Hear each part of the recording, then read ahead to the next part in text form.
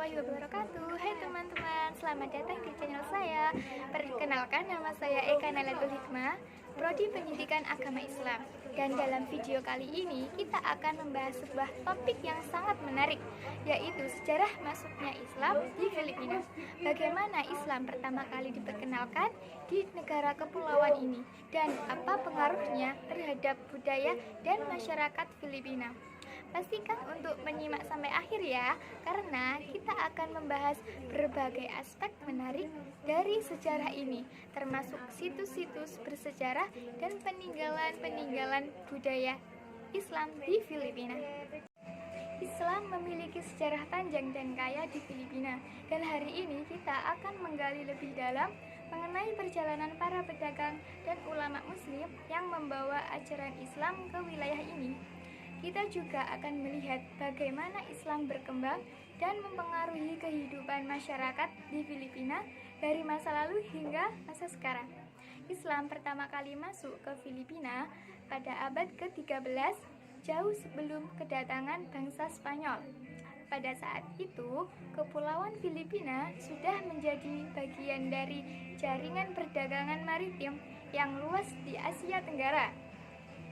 Pedagang dari Arab, India, dan Melayu membawa tidak hanya barang-barang dagangan, tetapi juga agama dan budaya mereka. Para pedagang Arab dan Melayu memainkan peran penting dalam penyebaran Islam. Mereka membawa agama ini ke Filipina melalui perdagangan dan interaksi budaya. Kesultanan Sulu dan Kesultanan Maguindanao adalah contoh kesultanan Islam pertama yang berdiri di Filipina.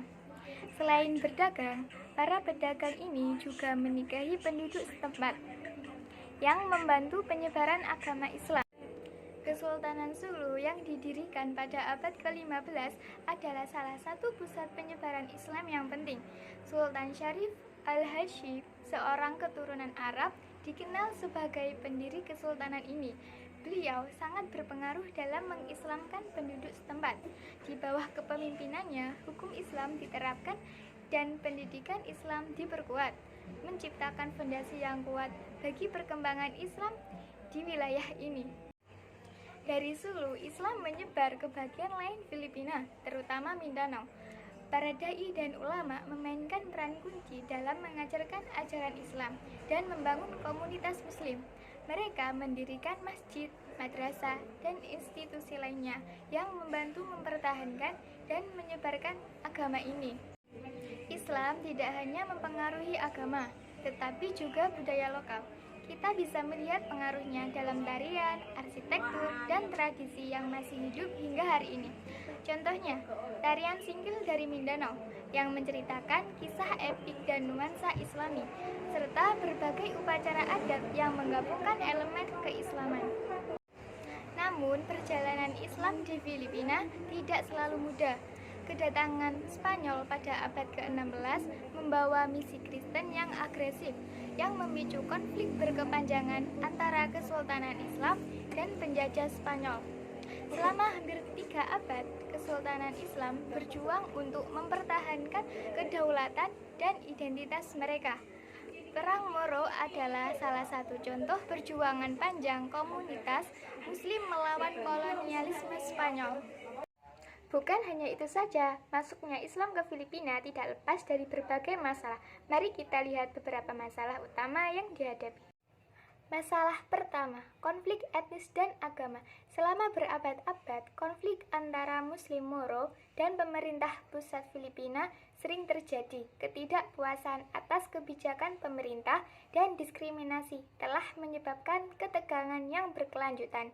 Banyak kelompok Muslim merasa terpinggirkan dan tidak mendapatkan akses yang sama terhadap sumber daya dan kesempatan. Hal ini memperparah ketidakpercayaan dan ketegangan antara komunitas Muslim dan non-Muslim. Masalah yang kedua, terorisme dan radikalisme.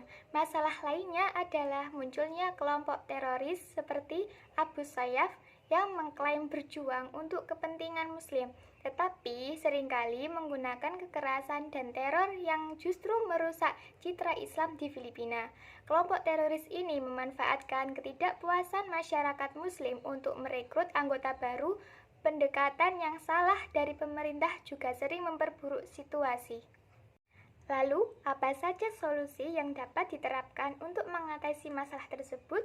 Berikut adalah beberapa langkah yang dapat diambil. Solusi pertama, dialog antar agama dan etnis. Meningkatkan dialog antar agama dan etnis dapat membantu membangun saling pengertian dan kepercayaan. Program-program yang mempromosikan toleransi dan kerjasama antar komunitas perlu diperluas.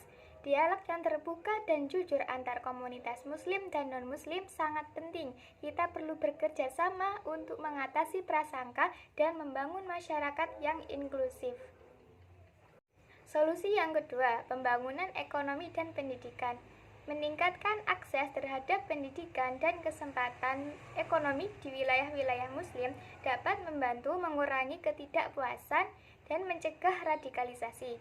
Investasi dalam pendidikan dan infrastruktur di Mindanao dan Sulu dapat membuka banyak peluang kerja dan meningkatkan kualitas hidup masyarakat. Ini adalah langkah penting untuk menciptakan perdamaian yang berkelanjutan. Solusi yang ketiga yaitu reformasi kebijakan pemerintah.